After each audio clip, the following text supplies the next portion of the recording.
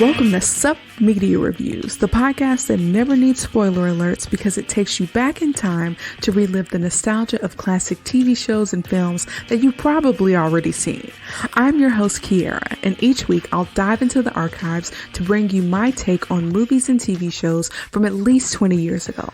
From cult classics to forgotten gems, I'll review them all and give my honest opinion on their impact and whether or not they still hold up today. Join me as we revisit the iconic characters, memorable moments, and timeless themes that made these shows and films so special. So take a break from adulting and get ready for a trip down memory lane with Sup Media Reviews.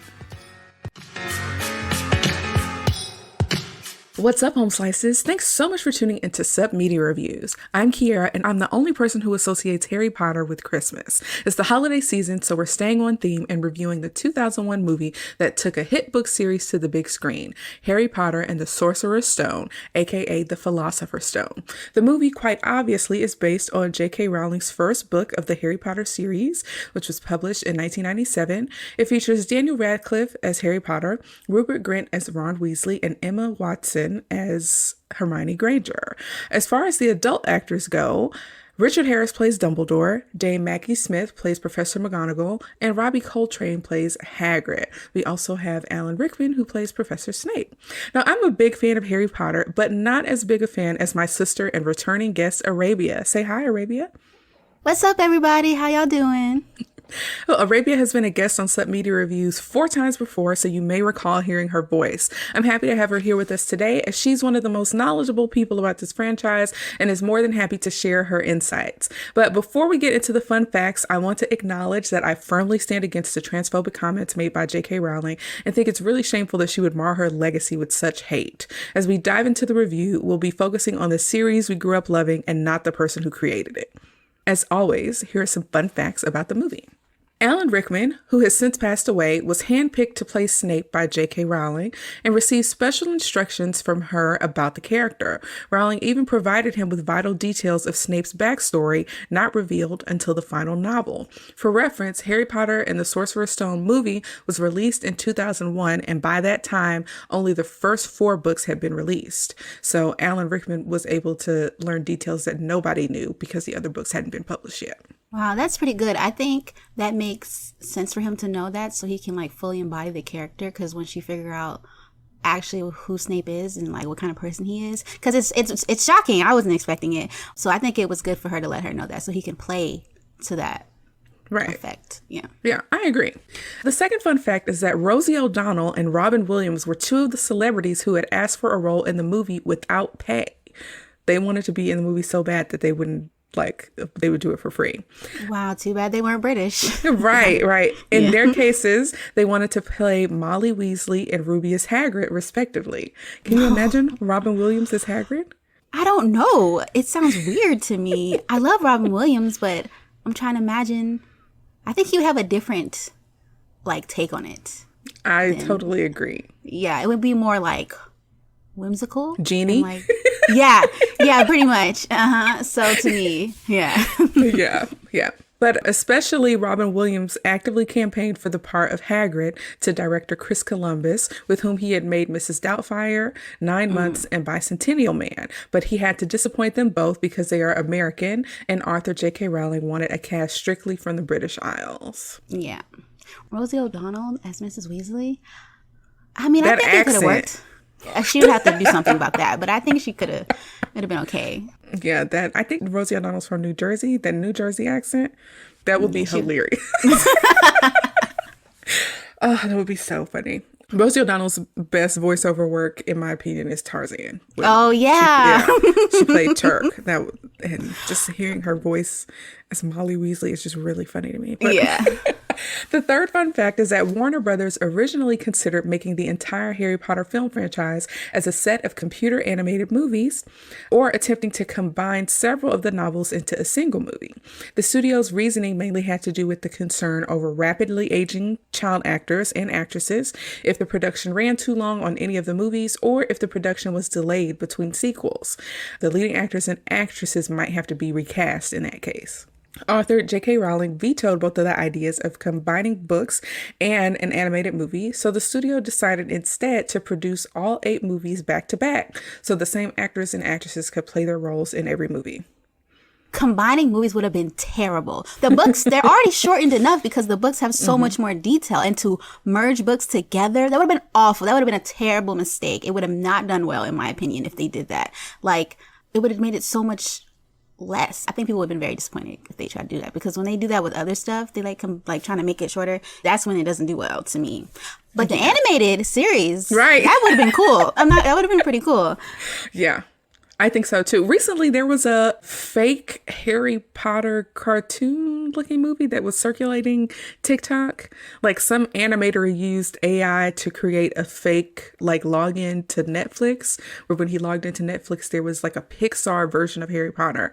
It looked very good. Like, it was almost real, because the person who was on Netflix was like in France or something. So it was like, is there a different, like, an animated Harry Potter story in France? But he later came out saying that he like faked everything with technology. It was actually quite impressive. I didn't see that. I saw the pictures of like, what if Pixar made it based off AI generated, and it looked really cute. I'll have to see if I can find it and send it to you. It was very convincing. They are, making it into a series. That's their plan, to make it into a series on HBO Max, which is way too soon. But I feel like a series can get all the book information, like each season, but I don't want it. Thank you. Okay. I don't want to say I'm low-key over it. I feel like there are some things that just wrap up so nicely that you don't have to continue them on in a new form. No, especially this soon. It's such a treasured movie and book, and it's still really current. There's still all kinds of stuff that gets made for it, and people are still very involved with it, even though it's not coming on anymore. It's just way too soon to make a whole new thing. Maybe like decades later, maybe you could try to redo it, but it's still fresh. The actors, they're older, but they could still play like older versions of themselves. Like, it's just not needed. Not now. I don't know why they're doing that. I agree. It's absolutely not necessary. But in the final fun fact, this movie and the novel on which it's based are known as Harry Potter and the Philosopher's Stone everywhere except the US. This was because the US publisher, Scholastic, had changed the title and corresponding text to Sorcerer's Stone, believing that American audiences were largely unfamiliar with the Philosopher's Stone concept. To keep the movie consistent with the book, every scene in the movie where the Philosopher's Stone is mentioned, it was filmed twice, once with the cast members saying philosophers and once with them saying sorcerers, or dubbed. Most notably, one of the times Hermione says it in the library and her face isn't shown. J.K. Rowling has since said that she regrets having granted permission for the title change, but as a fledgling author, she wasn't in a strong enough position to fight it at the time. Her publisher had even asked her to shorten her name to J.K. out of fear that teenage boys would be unwilling to read a book written by a woman. She's frequently asked by fans in the U.S. why she didn't call it the Philosopher's Stone. First off, I resent that people think Americans are stupid. I feel like we would have understood. And even if you don't, you can look it up. Right, exactly. It's not that hard to find the information. I know what the Philosopher's Stone is. I know the legend or the myth or whatever. But I say sorcerer because that's what I know. I don't ever say philosopher because that's not what it came. It also does a roll off the tongue as well. Yeah, like Philosopher's Stone is like, ooh. Yeah. Sorcerer is more hard to say. I don't know. Yes. Well, if you want to check out Harry Potter and the Sorcerer's Stone or Philosopher's Stone, you can watch it on Max or Peacock Premium as of the recording of this episode. So now it's time for us to talk about our personal connections to this film. Arabia, what's your connection to the Harry Potter series and this movie in particular? Harry Potter is part of who I am. Like, I love this franchise so much. It's probably my favorite franchise of all time. I'm into a lot of different things, but I love Harry Potter. I have a Harry Potter jacket I wear almost daily. I got a lot of Harry Potter stuff around my home. I have all the movies on DVD. I would get them like every year for Christmas when they come out. I cried at the end of the last movie. I was so sad it was over. It's like a part of my childhood was like waiting for the next Harry Potter movie to come out. And it's a part of who I am. I do anything. I play the games when they come out. If they have some event going on in the city, I'll try to go to it. It's just a part of who I am. I'm a Hufflepuff. Let you know that now. That's who my house is. I got Hufflepuff ramen bowls. I've just got stuff from my house and my home. It just makes me so happy. I watch it almost every year. It just brings me a sense of happiness, even though it's a dark tale if you really think about it, especially after the second movie. But it just still, I love the magic. I love how deep the lore is, like how much information she came up with and all the spells and just the characters, and it just goes years and years back. Like the way that was a genius. Like I believe she came up with this off of a dream. She had a dream about something like this, and then she turned it into the stories. And that's like, what are the chances? That is awesome. And she turned it into this huge thing that has made so much different stuff, like a theme park and even more movies, and people like dress up and do all kinds of different stuff. I plan to have a Harry Potter, baby shower for my first child. That's what my goal is. I just love Harry Potter I love it so much. And I talk about it all the time to my family and my friends. It just makes me happy. Yes. As your sister, I can attest that she talks about Harry Potter a lot. And that she, in fact, has all of these Harry Potter things and goes to these events. So like I said, she's way more of a fan than I am. For me, I remember all of the buzz that was going on because of these books. I was probably 9 or 10 years old when I began reading the books. And this story probably won't make sense to most of you, but I wanted the book series when I was younger. And by this time, the first 4 books had come out. And so I didn't come from a rich family or anything, so I could not get all 4 books at the same time. So I was at a bookstore with a parental figure, and they made me choose a single book.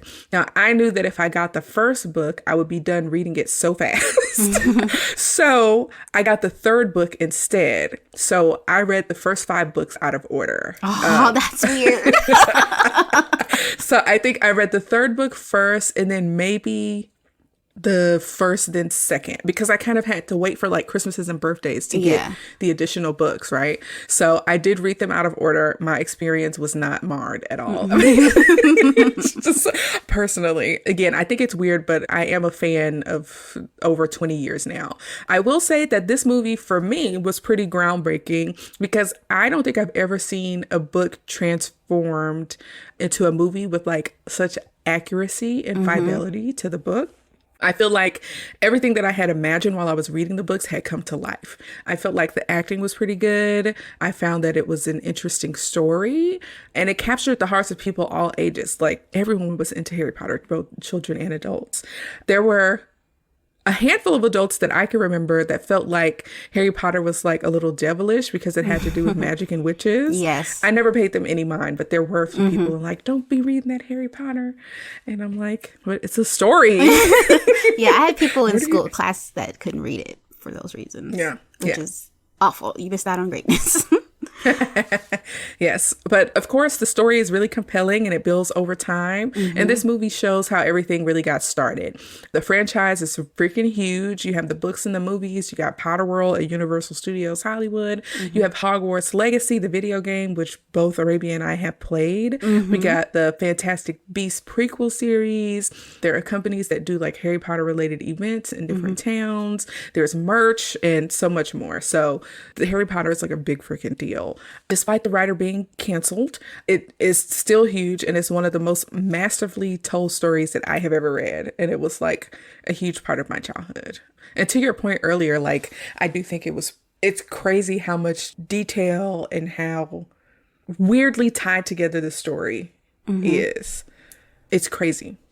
Yeah. So it's a whole world she just came up with, and not just the world, like a language with the spells and all the different stuff. And like the first movie is probably the one I've seen the most because Disney Channel used to play the first and the second movie like all the time.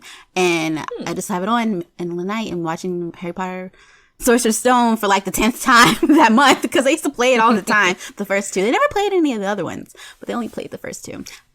So that one was probably this one is probably one I've seen the most, even though I've watched them all loads of times.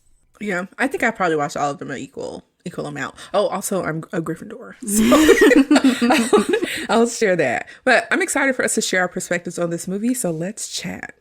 All right. Late one night, Albus Dumbledore and Minerva McGonagall, professors at the Hogwarts School of Witchcraft and Wizardry, along with groundskeeper Rubeus Hagrid, deliver an orphaned infant wizard named Harry Potter to his muggle aunt and uncle, Petunia and Vernon Dursley, his only living relatives, who have a cute house on Privet Drive. Now, in this scene, we get to see some cool stuff. Dumbledore is snatching the light from the street lamps.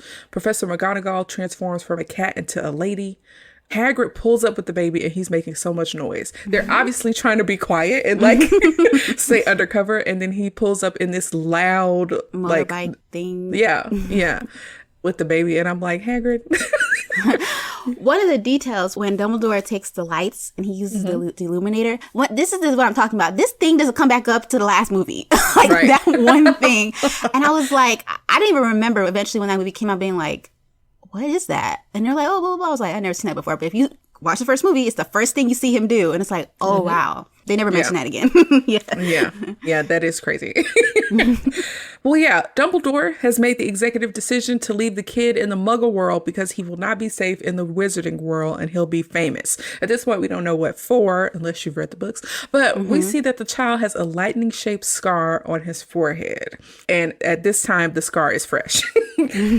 So we skip ahead in time. It's about 10 years later, and Harry lives with his Aunt Petunia, Uncle Vernon, and cousin Dudley. Now, his bedroom is a locked cabinet underneath the stairs, which is quite small and is a big fire hazard. Let me tell you, I went to Harry Potter Experience and they had a setup of the under the stairs room and you could actually go inside it.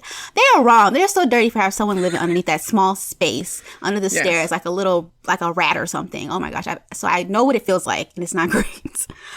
These people are the worst. They are. They absolutely are. On this particular day, it's Dudley's birthday, and Harry, the relationship we see that Harry has with his family is very, like, he's basically Cinderella.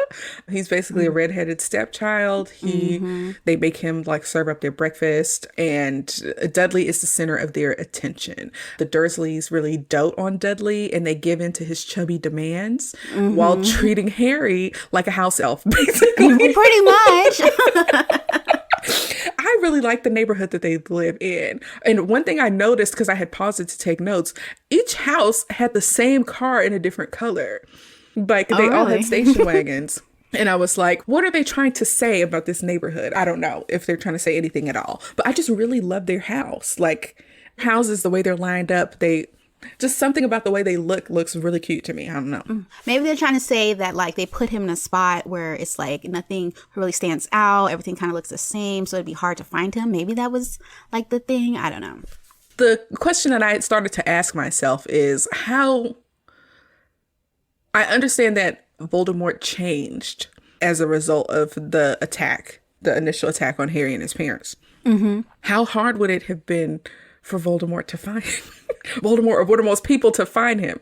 He was in the room, so like I know something happens to him, and I guess he like disappears or whatever, and then like who went and we do see that later on though. Like I was about to say who went and got him, but we do know that, but that doesn't happen till way later. Right. But what I'm saying is, how hard would it have been to know that Lily had a sister named Petunia? Did you notice they had flower names? Oh no! I never put that together. They do. Like, why don't the Death Eaters or whoever know that Lily had a sister and that, like, check out that may be where he's at? Right. That's a little... To me, that doesn't make sense. Yeah. Unless Lily totally dissociated herself from her sister. But there's birth records. I don't know. Okay. I don't know. But anyways, for Dudley's birthday, they go to the zoo. They're in the reptile house and Harry talks to this huge Burmese python.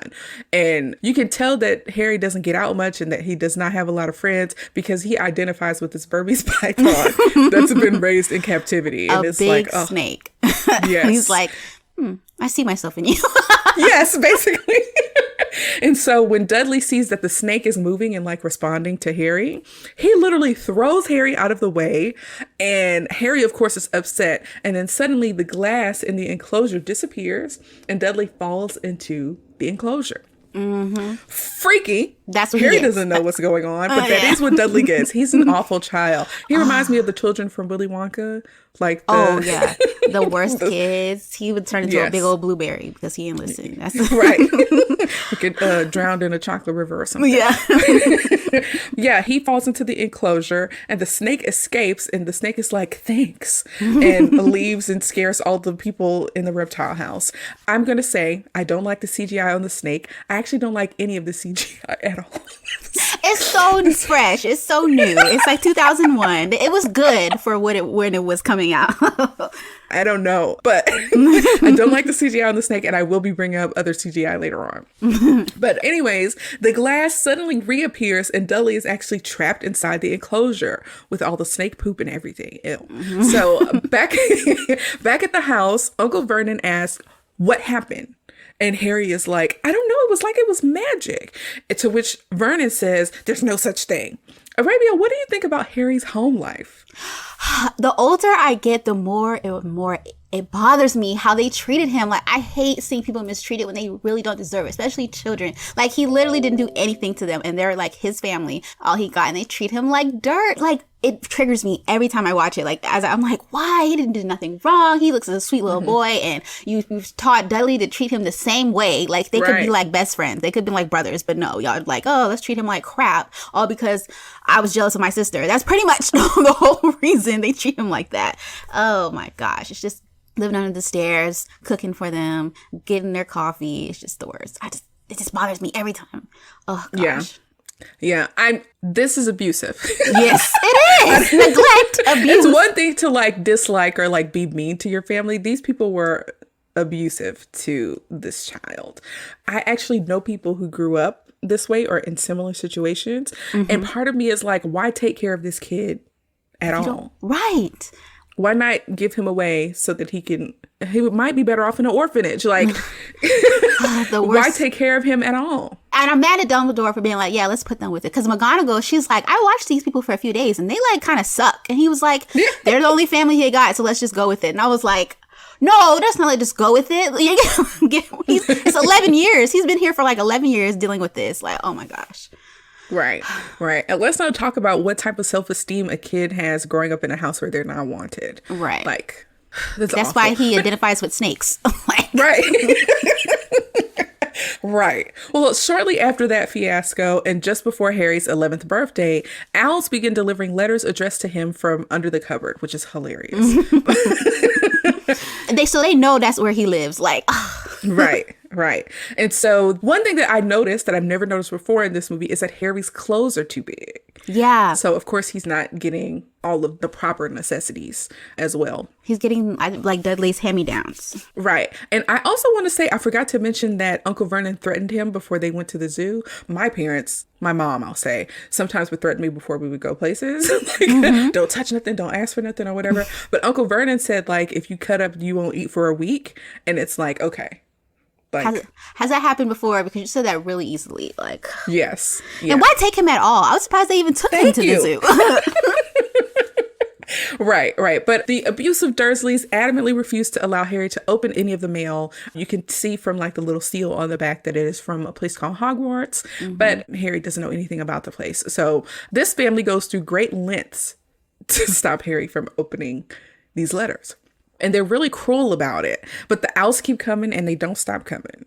The letters are flying in from all over the place. They come in. There's one point where they come in through the fireplace and they come in through the mail slot that Vernon nailed shut. Like, the letters are just coming in. Harry's trying to get to one and trying to run away. And they're all just kind of freaking out. I think that's funny about like their personality trait is how they freak out. Yeah, they just start screaming. Like when she saw that he was in the glass case, I mean, like your kid, you would freak out, but she just was like, oh, I can't get to you, like pressing her face all up against the glass. It was crazy. Yes. Yeah. Nuts. These people end up fleeing to an island hut Oh, almost like a lighthouse. In the middle of nowhere. It was. Yes. How did you find this place? How did you get there? In the middle of the sea. Yes. And I was like, WTF. On this particular night, it's pretty stormy outside. And I'm like, these people can't stand Harry. Why are they against him going away? Right. And we find out. Yeah, we find out a little bit more later. But today is Harry's 11th birthday. And he's just so sad. He has to draw a little birthday cake on the dirt floor where he's sleeping in this lighthouse, wherever they are. Yeah. And Hagrid arrives like the popo knocking on the door. Busted down the door. Right. Oh, his big behind. He is, right. To personally deliver Harry's letter of acceptance to Hogwarts. And, he's huge and the Dursleys are scared. He even brings Harry a cake, which you should have a cake on your birthday. Like, right. Happy birthday. Birthday spelled right. wrong, but it's good. Yeah, so Petunia and Vernon watch in horror as Hagrid tells Harry about his own legacy and facts that they've kept from him from his whole life. And he says, I feel like this line is pretty iconic. You're a wizard, Harry. Yeah, you're a wizard, Harry. Yes. And so we learn why the Dursleys never told Harry about, his actual life. Petunia was pretty jealous that her sister was a witch and how much her parents were proud of Lily for being a witch. So I guess she really lived in her sister's shadow. So Vernon and Petunia vowed to put a stop to the magic nonsense, which explains why they didn't want him at Hogwarts. OG haters, like. Yes, absolutely. Hagrid also reveals that Harry's parents, James and Lily, were not killed in a car crash like Harry had learned. So in the meantime, Fatty Dudley sneaks a few bites of Harry's cake and Hagrid gives him a pig's tail. And once again, the Dursleys freak out. And they start screaming and running. Yes. And so Hagrid and Harry roll out and Hagrid tells Harry that, I technically can't do magic, so let's not tell anybody. Yeah. Let's not tell anybody about it. Yeah, you find out later why he can't do it. But yeah. Right. Big old dude. Hagrid's the best. So, yes, he is. He is. They don't talk about this in this movie, but he is half giant. Yeah. Which explains his size. No, it's weird. What it is how did that happen? How did that work? That was my question when I found that out. So a giant and a regular person got down, and I was like, no. Wait, do we know if his mom was a giant or his dad? I can't remember. I don't remember. Oh, I know at some point he said he used to pick up his dad. So I think it's his dad who's regular. I think. Which is even weirder. Sounds right. I don't know what's weirder, but I feel like I remember him saying. I feel like that's like a weird fetish. But, yeah. A giant woman. Okay. So it's the next day and Hagrid and Harry go school shopping and they go through this bar and everyone in the bar is shocked and honored to meet Harry. And enter Professor Quirrell, the Defense Against Dark Arts teacher. He's a stuttering man who wears a turban. He comes off really unsure of himself and just meek. Harry. Yes, very meek. And Harry is trying to figure out why is everyone like this? He doesn't understand why he's famous. Right. They say this is Harry Potter.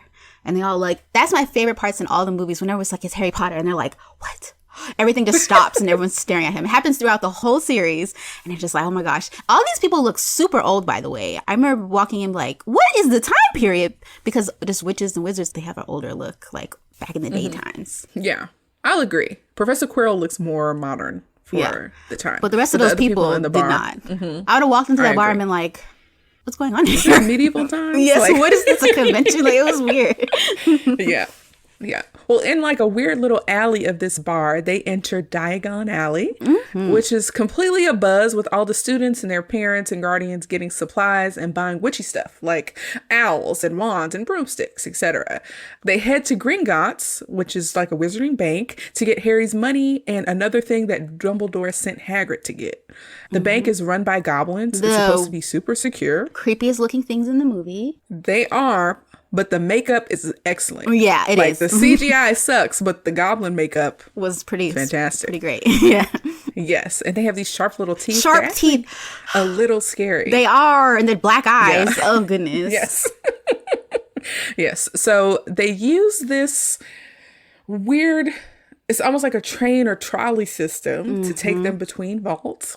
Gringotts comes up a lot more in the series later on, of course. But they use that little trolley system or whatever to go to Vault 687, where Harry has a big inheritance from his parents, which is nice. It's probably been accruing interest since for the past 10 years. Yeah. So that's cool.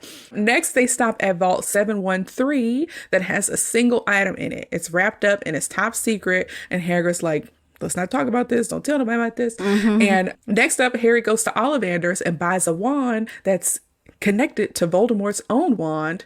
And they figured this out after this freaky wind blows through the store. Yeah. It was very weird. I actually really like Ollivander. Yeah. He comes back way later in the series as well. He's cool. His whole lineage is been making wands for like a long time, or been in charge of the wands. It's pretty cool.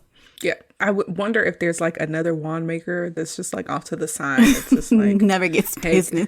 Yes. Right. So yeah, Hagrid also gifts Harry with a pet snowy owl that is named Hedwig. Very cute owl. She's beautiful. Like, Owls freaked me out, but Hedwig was pretty. Yeah. They're super smart and kind of scary, but but yeah, the owls are the mail delivery system, which I find interesting because why can't you just like send something to someone's house? Why can't you zap it there with your wand? But no, it's just Right. owls. I don't know. I mean, then maybe people would just like send bombs and stuff. I don't know. Maybe it's maybe it's best that the owls bring it in. Yeah. So it's later that night after they're done with school shopping, and Hagrid and Harry eat dinner. And Hagrid is easily coaxed into telling the story of what happened to Harry. Hagrid is a lovely man with a kind heart, but he's not the sharpest tool in the shed. No. And in this movie, he repeatedly gives information that he shouldn't, which is actually very germane to the story. But he tells Harry how Voldemort killed his parents and that we don't even speak Voldemort's name around here. And Harry's like, Voldemort? He's like, I just told you not to say his name. And he's like yelling it in this bar or wherever they are eating dinner. We also learned that the killing curse that Voldemort had cast towards Harry rebounded and kind of destroyed Voldemort's body and gave Harry his lightning bolt scar. And he's the boy that lived. His tagline. And that's why he's famous in the wizarding world. So the next day at King's Cross Station, Harry boards the Hogwarts Express train on platform 9 3/4 by following the Weasleys, because there's obviously not a 9 3/4 right in the regular King's Cross Station. And he hears Molly's loudmouth talking about, let's go, to her million kids that are all headed to Hogwarts, and he ends up following them. Because Hagrid like dips. He's like, oh, I gotta go. And then he's like, well, how do I get here? And he looks up and he's just gone. I'm like, it's his first time. How is he supposed to know what to do?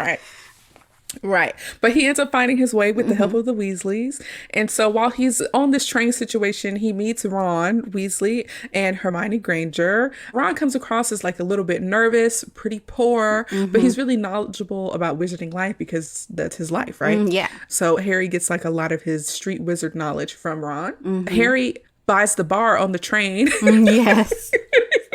She's like, oh, y'all want something from the trolley? And he just pulls out a handful of gold because you could tell he felt a little sad for Ron with it looked like Rice Krispie treats. I don't know what that was.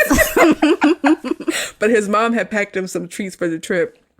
And like I said, they obviously don't have a lot of money, but Harry buys all the candy on the train and he experiences wizarding candy for the first time, including chocolate frogs and people disappearing from photos. This is a whole new world for Harry. Oh, it's so cool. The trolley snacks, I used to be like, oh, I wish I could get some of that because they always look tasty. And then like, they end up like creating these things for real life, which is pretty cool. Right. The thing I always wanted to try when I read the book was butterbeer. Yes. And I still haven't had one. So I need to make my way over to Potter World. Yes. So when Hermione pulls up to the car that Ron and Harry are in, Ron is trying to turn his rat Scabbers yellow. But when the spell fails, Hermione is a little condescending and annoying, but she does fix Harry's glasses. Also, that ain't no rat. Reparo. Just saying. It's not. Doing a spell on a living thing is something different. But yeah, she does fix Harry's glasses. She comes across as kind of like a smart aleck with no filter, but that's my girl. Yeah. She is, indispensable eventually. Key to the story. They wouldn't have made it without her. Right, basically.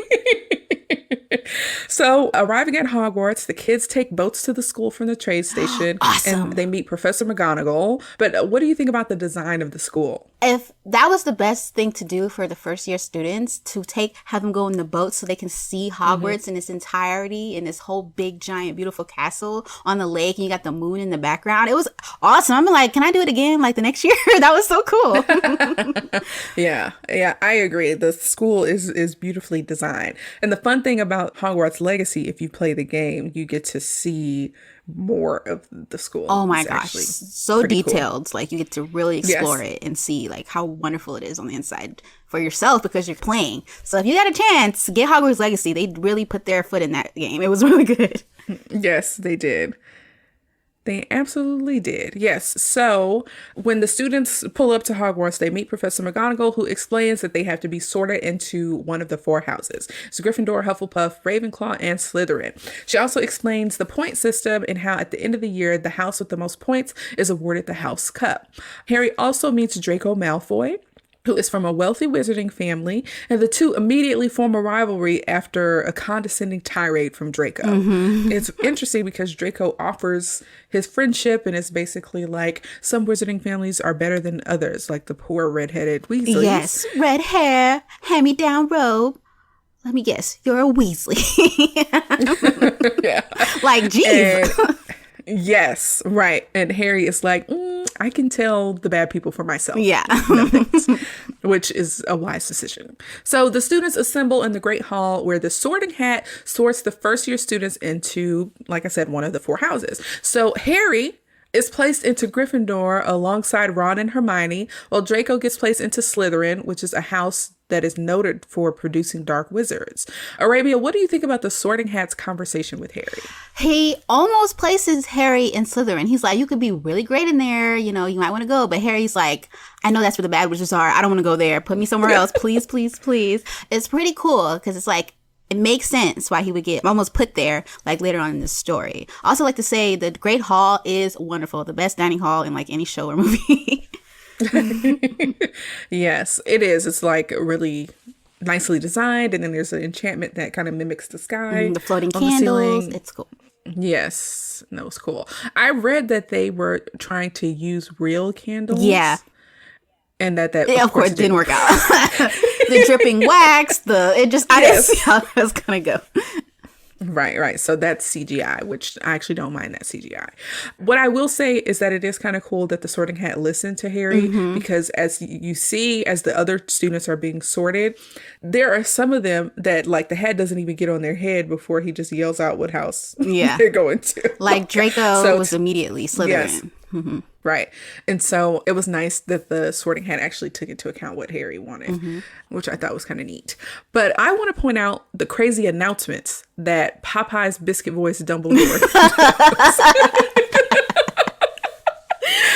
He says that the Dark Forest is off limits to all students and that the 3rd floor corridor is deadly. This is and a I was school. like, WTF? Like, would you send your kid to a school that had parts that were restricted for like Yes. deathly reasons? Like, what? Huh? Yes. Maybe we should get rid of that or get somebody out to fix that problem because that don't make children are curious. There's no way that they're gonna be like, oh, okay. Absolutely. Oh my gosh. Right. And the Forbidden Forest. Come on now. Who chose that location? Right. Absolutely. Well, somebody was probably like, the students could learn so much. Yeah, they make it out of there. Right. I also want to point out that I don't like the CGI on the Sorting Hat.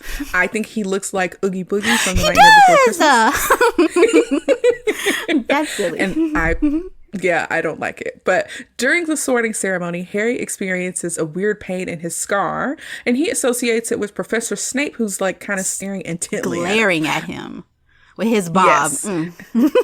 Yes.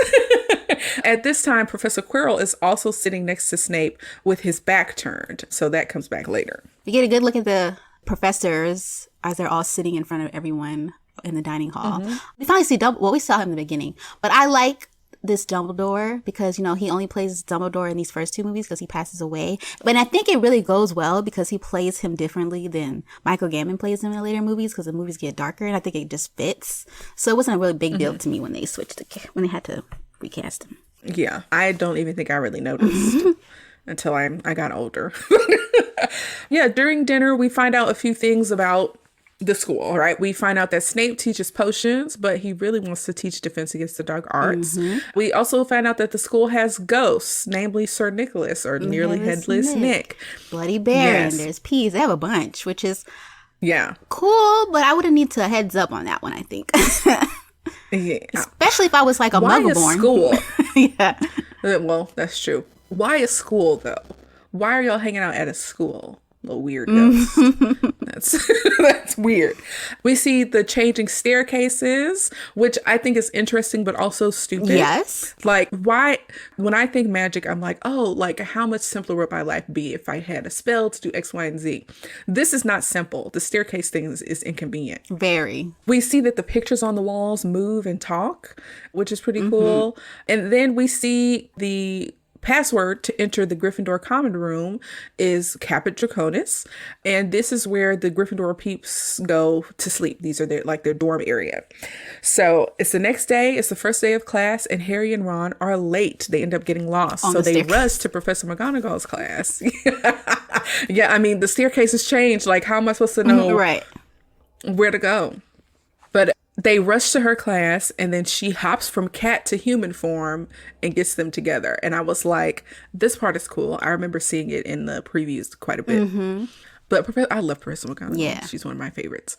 But in a different class, it's potions. Snape does a monologue and accuses Harry of not paying attention. And then he kind of embarrasses him and quizzes him in front of the class and shames him by saying fame isn't everything.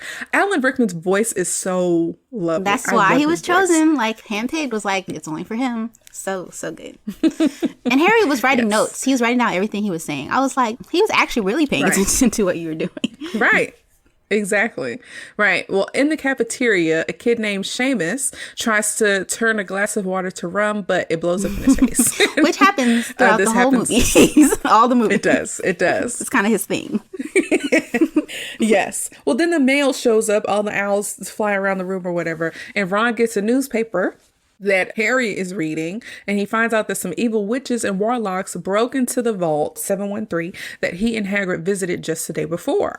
He realizes that something is afoot. And I'm like, how secure is Gringotts? Like, Hagrid literally talked about how secure Gringotts was, and somebody broke in the next day. So much for that. Yes, right.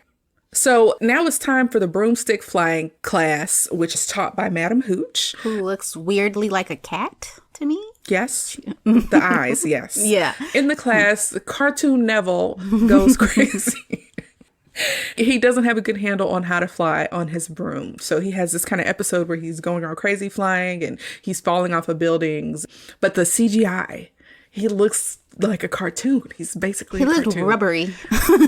Yes. And he ends up falling and breaking his wrist. So when Madam Hooch is taking Neville to the infirmary, she tells everyone to keep their feet on the ground. But Malfoy ends up finding Neville's Remembrall, which is a gift that he received that is supposed to help you remember stuff. But Harry, you know, who's like standing up for Neville, is like, hey, you can't do that to Neville. And so Malfoy, who is obviously pretty skilled with riding his broom, throws the Remembrall, and Harry rides his broom. Again, this is his first time riding a broom, to catch the ball, and he receives praise from his peers and a recommendation from Professor McGonagall for Harry to be a seeker on the Quidditch team, making him the youngest seeker in his century. When Harry expresses his feelings of imposter syndrome at being chosen for the Quidditch team, Hermione shows him that his father was a champion Quidditch player, which he did not know. A lot of people know way more about his parents than he does, and it's sad. Right. It is. It's very sad.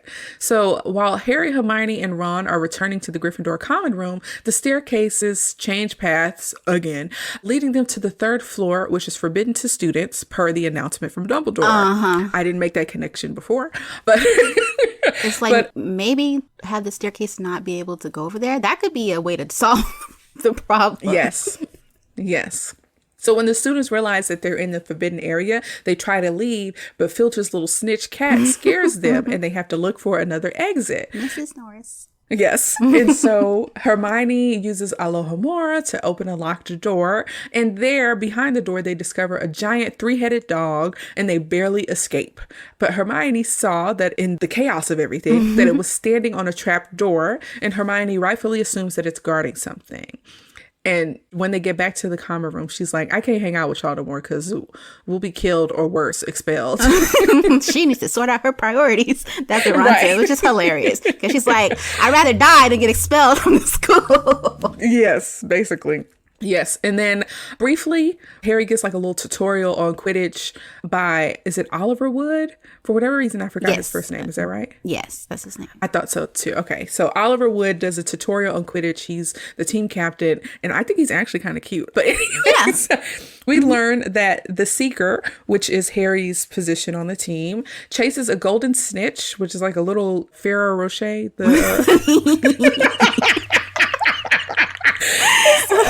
A little golden wrapped chocolate candy with wings. Wings, oh my gosh. That flies around the field.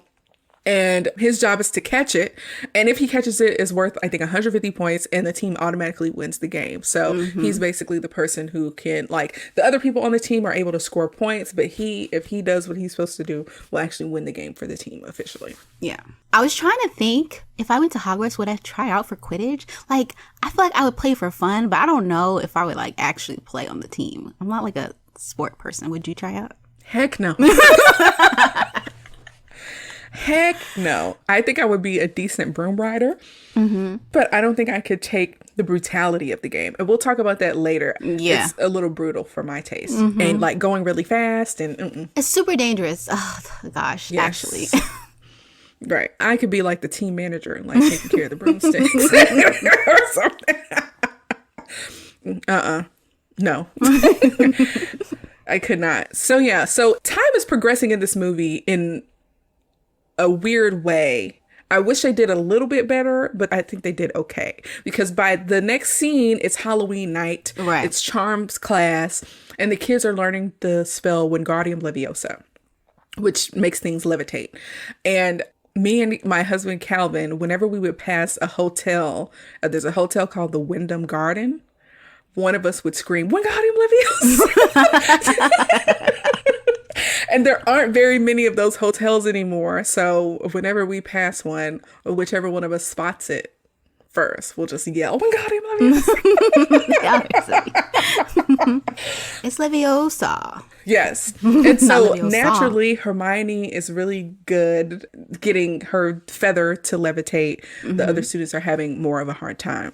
But she kind of I don't want to say makes fun of, but she kind of shows off in class and tells Ron, you're not saying it right. And Ron, of course, is annoyed by it. So after class, Ron insults her, saying, like, no wonder she doesn't have any friends. And she overhears him.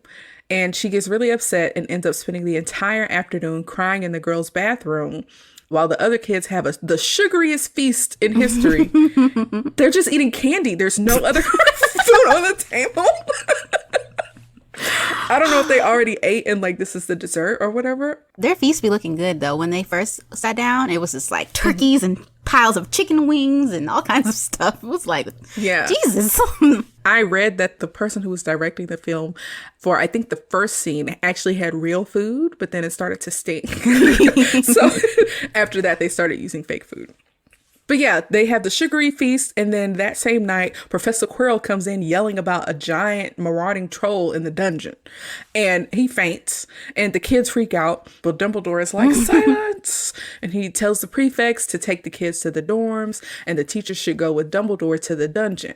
But oddly enough, Snape sneaks off on his own. He doesn't go with the rest of the teachers. So Harry and Ron realize that Hermione is still crying her eyes out in the bathroom and she doesn't know about the troll and they need to go and warn her.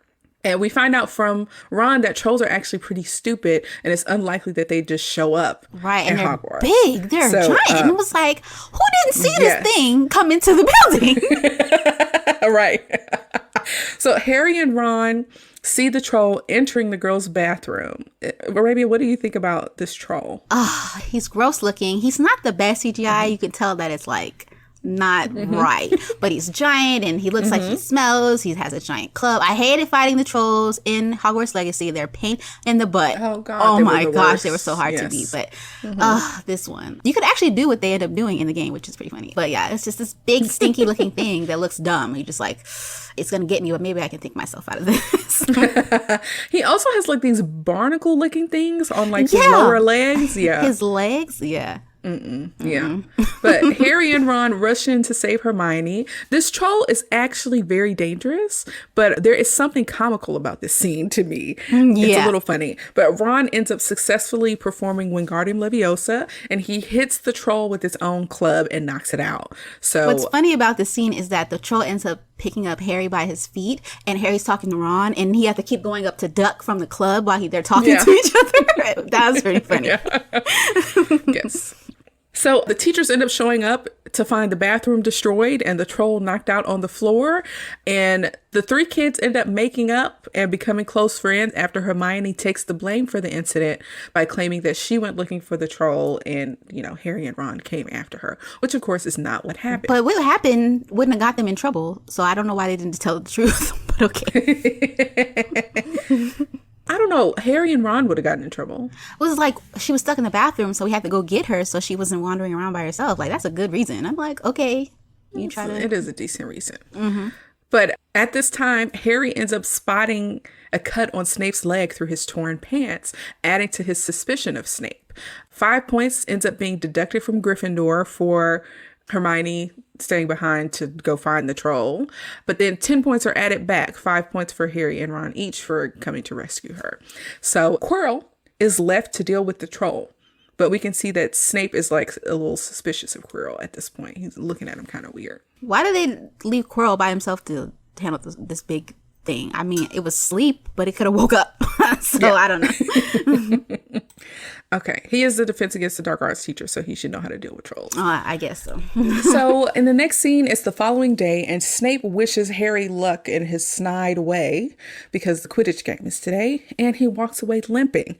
Harry assumes that Snape let in the troll as a diversion to the room with the three-headed dog and get beyond him and whatever he's guarding, explaining the blood that he saw the previous day. He thinks that Snape is after what Hagrid retrieved in Vault 713. But just then, Hedwig shows up with the Nimbus 2000, a premier broomstick that Professor McGonagall gave him. So it's time for Harry's first Quidditch game, and it gets real interesting. To sum it up, Cartoon Gryffindor is playing Cartoon Slytherin, and we get to see more diversity. The announcer of the games is black, and one of the Gryffindor players is also a black girl. So this movie is pretty white, this movie in particular. That we do get some more diversity of characters later on. So Slytherin in this game is not playing fair. What do you think about the Quidditch, the concept of Quidditch? Where's the referee? Where's the fouls? Because they were elbowing people, kicking people off their broomsticks, and they were like tumbling and flying on the ground, being knocked out. And the teachers are like, and I'm like, what's going on? Like, that's why I was like, would I actually play this game? This is so dangerous. There's like, is there like cushioning spells? Is there like some extra safety spells they have on them to make them not like break their neck because the way that they're flying off these brooms and then they hit the ground? Shouldn't there be like some fake like catching thing down there? Like you can't see it, but you would fall into like a cloud or something. Like, what are the safety measures? There was none. They're just kicking the mess out of people off their brooms. It's like, where's the school board? Right. I completely agree. Slytherin isn't playing fair. They're playing particularly rough. But then something crazy happens when Harry starts being jerked around on his broom while he's pursuing the snitch. Hermione uses binoculars and sees that Snape is mouthing some words and assumes that he's like bewitching the broom. So she heads over to where the teachers are sitting and she uses Lacarnum Inflammare to set his cloaks on fire. Now, I will also note that Professor Quirrell is nearby and he ends up falling during the fire when people are, freaking out, trying to put it out.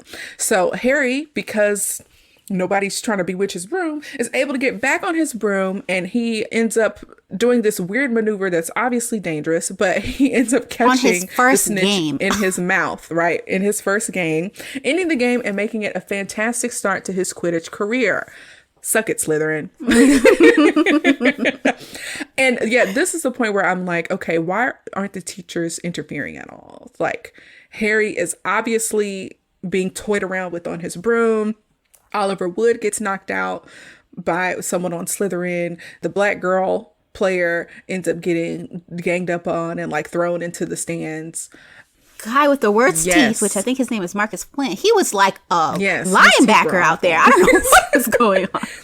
Yeah, so I was like, oh, I also want to say that when I went to college, real life college at Louisiana State University, there were people I knew who played real life human Quidditch.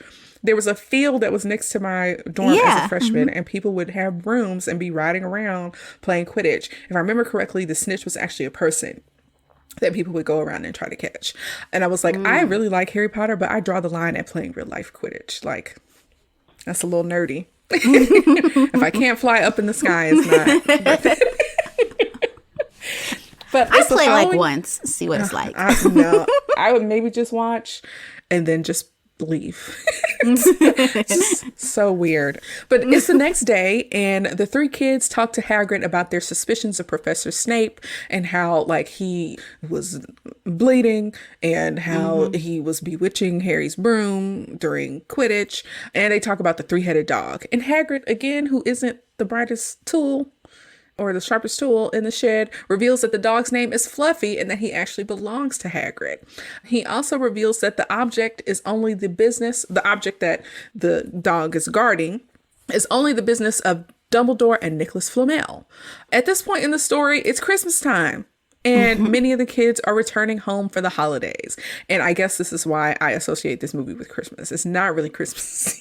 No, but it's just the Christmas time. Christmas scenes are always pretty like a good like time in the movie. Yeah. Like the scene or whatever is pretty good. I want to know if that Hagrid is always bringing some type of beast to Hogwarts. I don't know where he be finding these things. He's like, Fluffy, you mean my lap dog? My lap dog? Like, right. what? So it's Christmas time. So many of the students are returning home for the holiday, but not Harry. And Hermione spots Ron and Harry playing a violent game of wizard's chess. And Ron isn't going home either because his parents are going on vacation. So he can help Harry look in the restricted section of the library for info on Nicholas Flamel. So it's Christmas morning. And Ron and Harry have their own little Christmas, and Harry receives an anonymous gift of an invisibility cloak from someone who knew his father. So the cloak apparently belonged to James Potter. And so Harry decides to use it to go to the restricted section of the library, but he ends up almost getting caught by Filch and ends up leaving behind a lantern. And while he's hiding under the invisibility cloak, he spots Snape hemming up Quirrell in the hallway. And Snape is really suspicious of Quirrell. He's like, you need to figure out where your loyalties lie. We don't get a lot of information, but we know that Snape is like real suspicious of him. Yeah. And Snape also feels like somebody is nearby, and he's right, but he ends up not catching Harry. The conversation ends quickly when Filch comes in and he's like, there was a student in the restricted section of the library and the lantern's still warm. So they go off to see if they can find a student. Now, I feel like it should have been easy for them to, how many students are still in the building? Yeah. Just like 10 of them. It's Yeah, whatever. I was like, they're being ridiculous. Anyways, when the adults leave, Harry goes into a nearby room and he comes across a large mirror that shows him his mother and father. And at this point, I saw that his dad was wearing the exact same glasses. Is Harry wearing his dad's glasses? I don't know that. I don't know if they're his actual glasses. I know they look the same, but I don't know that part. Yeah, I was like, are those his dad's glasses? Because like, they probably don't have the same prescription. I don't know. I thought it was very strange, but this is the first time we get to see. Well, we saw a scene his mother in a quick little clip when Hagrid was explaining what happened to them. But we see both his parents, and this should be the first time Harry sees them because he doesn't have a picture. So that's really sad. Right. It's really sad, honestly. Him in this mirror, a mirror of Ariste or something like that. It's called. Yeah. Erised. I can never pronounce it, but yeah. Yes. Well, Harry rushes to Ron to show him this mirror and they head back. And when Ron looks in the mirror, he only sees himself as Quidditch captain and head boy. So it's obvious that this mirror shows different people, different things. So Harry sits in front of the mirror for what seems like probably hours, when Dumbledore arrives and he calls it the Mirror of Erised, which is desire spelled backwards. Oh. And he explains that it shows the deepest and most desperate desires of our hearts and has even driven some men to madness. Apparently, Dumbledore is moving the mirror tomorrow and asks Harry not to go looking for it. And he tells Harry, don't dwell on dreams and forget to live, which is decent advice. Yeah. But this is a kid who'd never even seen his parents before. Like, right. Maybe let him look at him a little bit longer. Yeah, exactly. Well, when the kids return to school from after the break and like school is back in full effect, Hermione discovers who Nicholas Flamel is in a book that she checked out weeks prior. The trio discover that Fluffy is guarding the Philosopher, or the Sorcerer's Stone, a magical object that can turn metal into gold and produce an immortality elixir. What kind of diverse stone is this? It's pretty much whatever you want. Why can it turn any metal into gold and immortality elixir? They don't seem related. But anyways, we find out that Flamel is actually the creator of this stone and is the sole owner. So there's only one stone ever, apparently. So the kids go to Hagrid's house to ask about it. Harry suspects that Severus Snape, the potions teacher and the head of the Slytherin house, wants the stone, but Hagrid knows that Snape is protecting it along with other spells and enchantments. Hagrid is trying to rush the kids out because he has a dragon egg of a Norwegian ridgeback, which is currently hatching. He loves his creatures. He names him Norbert, which is hilarious. And Malfoy is caught eavesdropping.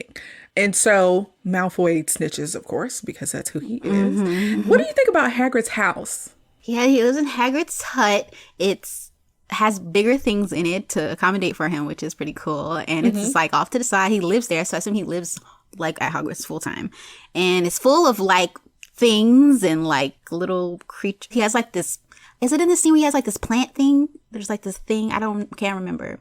But there's like this weird plant thing. Sure. I don't know if it was this scene or if it's another movie, but it's homey. It's small though, even though he's big. Yeah. Right. Yeah. It's very cozy. It's like studio apartment, maybe. Yeah. Yeah. Yeah. And he also has his large dog, Fang, which makes the place even smaller. Yes. So I do think that his place is pretty small for him to be such a big guy, but it is quite cozy. And a lot of things happen in that hut throughout the rest of the books. So like I said, Malfoy, they kind of catch him eavesdropping. And as the kids head back, Professor McGonagall intercepts the kids and she takes them back to her office or her classroom. And she deducts 50 points for each of the students for being out and about when they're not supposed to. And she assigns the 4 of them to detention. And Draco was like, excuse me, 4? And she's like, yeah, you were out too. Like, you told on yourself, buddy. And I was like, right. It's very fair. And that's why I ride for Professor McGonagall. Yeah. She's not down with it. So, okay, now this is the part where I'm like, why? They served detention with Hagrid in the dark forest. We said from the jump that Forbidden Forest, forbidden, off limits. Oh, let's take 2 baby first years and have them go out and serve their detention. Like, if you think about it, that's a sick punishment because you're like, we're going to send you out here into this dark forest, this dangerous place because you misbehaved. My gosh. Yes. Girl, I was like, why? Okay. Hagrid, of course, is upset because Dumbledore sent Norbert to Romania with the other dragons. And you could tell he really has like a child's heart. He's like, what if the other dragons are mean to him? Yeah. He's really upset about that. Filch is like, grow up. Filch is over it. But like I said, I'm shocked that detention is in the forest. But Malfoy is scared. But they all ride out to the forest, including Hagrid's dog, Fang. They are in the forest together and they come across this like silvery liquid on the ground. It's unicorn blood, but it looks like the T-1000 Terminator or Busta Rhymes and Janet Jackson in the What's It's Gonna Be video. Oh my gosh. Or even TLC and Don't Go Chasing Waterfalls. Like it has that same vibe. But we find out that Hagrid found a dead unicorn a few weeks ago and that whatever unicorn lost this blood is injured, but it might still be alive. So Hagrid wants Ron and Hermione to go with him while Harry and Malfoy go off together to find this injured unicorn. What kind of detention is this? Why are they splitting up? Alone 2 new students, 11-year-olds out here in the dark, forbidden forest with all creatures roam. Like, this is what you get. This is your punishment. You deserve this. Like, that was crazy. It is crazy. It is crazy. I was like, I don't understand this. It doesn't make sense to me. And at this point, I'm like, the adults in this movie are very irresponsible. Yes. Like from the brutality of Quidditch to assigning them detention in the dark forest to having a deadly corridor with a giant three-headed dog. Oh my gosh. Girl. Okay. Yeah.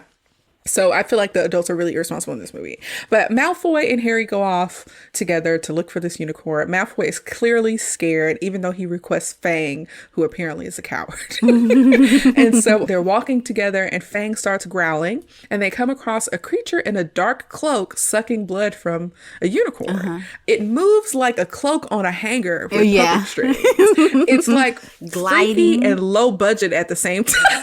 Yeah. But Malfoy and Fang run off, and the cloaked figure approaches a very scared Harry until a cartoon centaur comes and scares the creature off. The centaur, whose name is Ferenz, I think that's his name, says that it's not safe for Harry in the woods. It's not safe for any other children in the woods. Or for any human, any person. Really? Like, nobody should be out here. Right. And he explains that drinking the blood from a unicorn will keep you alive, but cursed. Harry realizes that it was Voldemort who was drinking that blood and that he's the one who's after the Sorcerer's Stone. So when Harry chats with his friends, he assumes that Snape wants the stone to return it to Voldemort so that Voldemort can come back to life. It's so casual. Yes. Oh my gosh. You see Voldemort in the forest and you were like, yeah, that's him. Let me talk to Harry and Ron. Let me talk to Hermione and Ron and not somebody else. Dumbledore, Hagrid, no one. Like, you didn't tell nobody that I think Professor saw McGonagall. The guy who tried to murder me. I think I ran into him in the forest. Like, what? Yes. Oh, gosh. Yeah, but he's like, he believes that once Voldemort is back, he'll try to kill Harry again. And Hermione is like, as long as Dumbledore is here, Voldemort can't hurt you. Dumbledore is the one who sent Famous last words. Oh, yeah. Let's say he wasn't the one, but they let me go in this forest, so I don't know about that. Right. So it's time for the final exams at Hogwarts, which they call end of year exams. And Harry's scar keeps burning, and like the burning really intensifies. And he takes it as an omen. He spots Hagrid and realizes that the person who gave Hagrid that dragon egg, the little suspicious person in the alley, probably wanted information out of him regarding Fluffy. So when Hagrid accidentally reveals that music puts Fluffy asleep, Harry, Ron, and Hermione take action and eventually decide to find the stone before Snape, especially since Dumbledore is gone due to a Ministry of Magic emergency. So when they go talk to Professor McGonagall about all the stuff that they found out, she doesn't really believe them when they say someone is going to try to steal the stone, but she thinks that it's really secure. And so the kids end up sneaking out of the common room and they get confronted by Neville, who's sick of them losing points for Gryffindor. He's like, y'all out here with the trolls, y'all out here roaming around the campus at night, losing us hundreds of points at a time. Yeah. Can y'all stop bringing... I'm trying to win the house cup. Yes. Yes, and he's really upset with them, and basically they have to knock him out to get them out of the way. So Hermione uses Petrificus Totalis to stun him, and they go to find the stone using the invisibility cloak. When they arrive to the room that Fluffy is in, Fluffy's already asleep due to this enchanted harp. So when they open the trap door underneath the sleeping dog, the harp stops and Fluffy wakes up drooling on Ron. That was disgusting. And this forces them all to kind of jump down the trap door without any real caution into a deadly plant called Devil's Snare, which they end up having to outsmart with the help of ridiculously smart Hermione, who knows that you shouldn't struggle and that it hates sunlight. So Hermione stops struggling. She's able to go through to the bottom. Harry stops struggling. He's able to go through to the bottom. Ron, unfortunately, is freaking out. Up there by himself, making it worse. Yes. And so Hermione has to use a spell called Lumis Solum to create sunlight to get rid of the Devil's Snare. And Ron is set free. And he's like, oh, good, we didn't panic. In the next room, the next challenge, they find these flying keys and a broomstick. And Harry is like, this seems too easy. When he grabs the broomstick, the keys go crazy. start zipping and around. he has to find the one key that has like a little broken wing that opens the next door. He uses his newly found Quidditch skills to grab the key, throws it down to Hermione, and they are able to get through the door, and the keys don't follow them, thank goodness. They are pretty aggressive. So yeah, they make it through the door, and then the final little challenge they have to get through is a life-size wizard's chess game. Ron takes charge and wins the game and ends up sacrificing himself as the knight so that Harry can check the queen or something, whatever. This scene is so funny. There's like a current trend on TikTok of people like recreating this scene, and it's like, not me, not Hermione, you, and they like like kind of make fun of how like Ron's talking. It's so funny. Yes. Well, Ron does say that speech, and he says like, don't worry about us. Like, you need to be the one that moves forward. Like, I have a feeling that it's going to be you that needs to bring it home. Yeah. And so Ron ends up getting knocked out after his piece gets destroyed. And I was like, Ron is a real one. He actually, sacrificed something. Yeah. And Harry wins the game and gets Hermione to take care of Ron and to send an owl to Dumbledore. Arabia, can you play chess? Oh no, I don't know nothing about chess. I play checkers, and I was like, "Oh, wizard's chess is cool." I'll be like, "Learn to play chess," but no, I don't know how to play it. Do you? No, Calvin taught me how to play last year, but I haven't really played since, so I could do with a refresher. I've never won a game. I'm not a strategic thinker. Like, I can't think multiple steps ahead like that. So I'm not very good at it. If I practice, maybe, but it's a challenging game. Yeah. But yeah, after they overcome those barriers, Harry enters the last room where he encounters Defense Against the Dark Arts teacher Quirinius Quirrell. That's a ghetto name.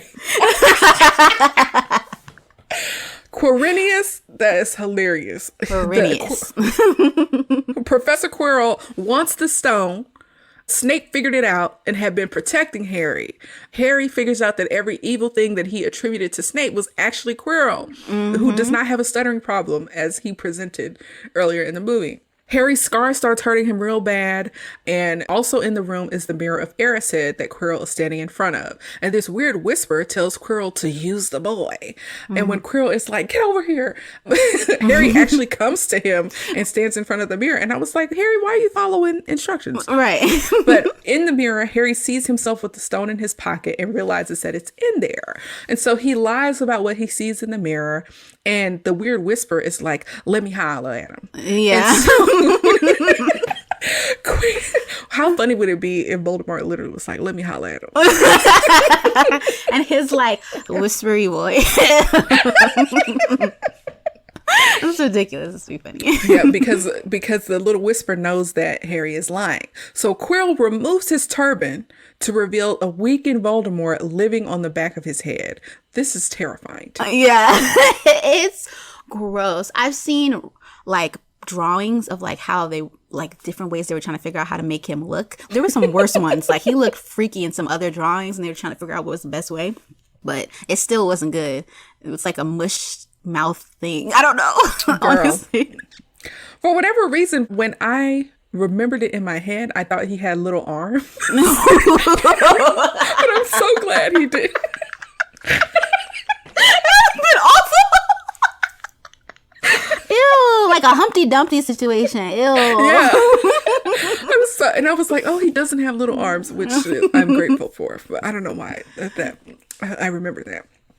So anyways, Voldemort goes on this little tirade or whatever, and he's like, look at what you've reduced me to. I'm a little parasite on the back of somebody's head, blah, blah, blah, whatever. And Voldemort actually attempts to bargain the stone from Harry in exchange for resurrecting his parents. But Harry sees through this trick and refuses. So Quirrell attempts to kill Harry, but when Harry touches Quirrell's skin, it burns him, reducing him to ashes. That confused me, but we get an explanation later. Yeah. Voldemort's soul rises from the pile of ashes and escapes, knocking Harry out as it passes through him. Yeah. I always remember the scene where he just touches his face and he just like, Yes. So yeah, Voldemort is gone. At this point, we see Harry recovering in the school infirmary. Dumbledore comes to visit and tells him that the stone has been destroyed to prevent misuse, which means that Nicholas Flamel will die. And he also tells them that Ron and Hermione are safe. He also reveals how Harry defeated Quirrell. Apparently, only a person who wanted to find the stone and not use it could have it. That confuses me because the mirror typically does not give people things. It just shows them things. So I'm like, okay, how did the stone appear in his pocket? Understood that. Like, how did it appear in his pocket? So you get the stone, you don't want to use it, so you just don't use it. And so what if you go to use it, does it disappear? Like, how does that work? Who knows? I think when I was reading a summary of the story, it said something about Dumbledore using some type of charm. Oh, to make it do that? Yeah. So I don't know if it was the mirror who gave him the stone or if it was a charm that Dumbledore put in the room or something. Because, like was mentioned earlier, the stone was being protected by like enchantments and spells as well. Yeah. So anyways, I think that's a little bit of a weird loophole, but apparently when Lily died to save Harry, a love-based protection against Voldemort was placed on him. And that's why Quirrell literally bit the dust. Yeah. And I was like, okay, so this is love potion number 9. I feel like that's very, very interesting. An interesting concept of like love being the reason why he was able to defeat Quirrell in the moment. Yeah. But yeah, Harry recovers and it's the end of year school feast. Harry, Ron, and Hermione are rewarded extra house points for their heroism, which ties Gryffindor for first place with Slytherin. And then Dumbledore awards an additional 10 points to their housemate Neville Longbottom for having the courage to stand up to his friends, which gives Gryffindor the House Cup. These kids did the Wizarding World a great service. Yeah. They bought them some more time because had Voldemort come back when Harry was 11, it was not going to be No. not going to be good. Yeah. But the school year is over and Harry is given a scrapbook by Hagrid with photos of him and his parents, moving photos. Hagrid encourages Harry to threaten Dudley with magic, and Harry is going back to live with his abusive family for the summer, happy to finally have a real home at Hogwarts. I was like, okay, why does he have to go back there? Like, he can't stay at Hogwarts for the summer. Like, what's going on? He can't stay at Hagrid can't take care of him for the summer. Dumbledore, right. You couldn't stay at someone's house. Like, what? What's going on? I feel like the cover of him being with his family, it worked for a long time. But now people know it wasn't going to work forever. Right. Because somebody at the post office knows that he lives under the cupboard. Right. If they attacked him at the Dursleys' house, he would probably be like especially vulnerable. Mm-hmm. There's a weird... I won't mention that because it's in another movie. But there's something that's on him. And I never really understood it. But I won't talk about it. Okay. Well, all right. That's the end of the movie, y'all. So at the end of every review, we ask if the show or movie is worth a rewatch and if it holds up today. Arabia, what do you think? Oh, it was definitely worth the rewatch. It's really great. It's still magical and you just get wrapped up in the story. It holds up. Only thing, like, the CGI stuff isn't great. That hasn't held up because we're so much more advanced now, like 20 something years later. But other than that, the story's still great for kids to get into. Like, yes, the kids now can still get into it, and kids now do still like it. I saw a bunch of them at the Harry Potter experience and they were like, Gryffindor, I want to be a Gryffindor and blah, blah, blah. So it's still pretty current and great for a rewatch. Nice. Well, for me, I definitely think the movie is worth a rewatch. Later on in the series, the movie gets way darker. The movies get way more sinister. So it's nice to see Harry's humble beginnings on like a lighter note. Yes, there is still danger, like dangerous things that happen, but it's not as bad as it gets later on. My gosh. So yes. Yeah. So it's good to see the lightness of this movie. It's really light. The second one remains light, but after that, it's pretty much downhill. Yes. Yes, we go down a dark hole. Yes. So this movie does a great job of bringing the magic of the book to life. I personally rewatch the series about once a year. Yeah. Usually around Christmas time. But when it comes to the movie holding up today, I will say that I hated most of the CGI. Yeah, it wasn't good. I hated most of the CGI and the cartoonish depictions of the troll and the Quidditch and Fluffy and Oogie Boogie.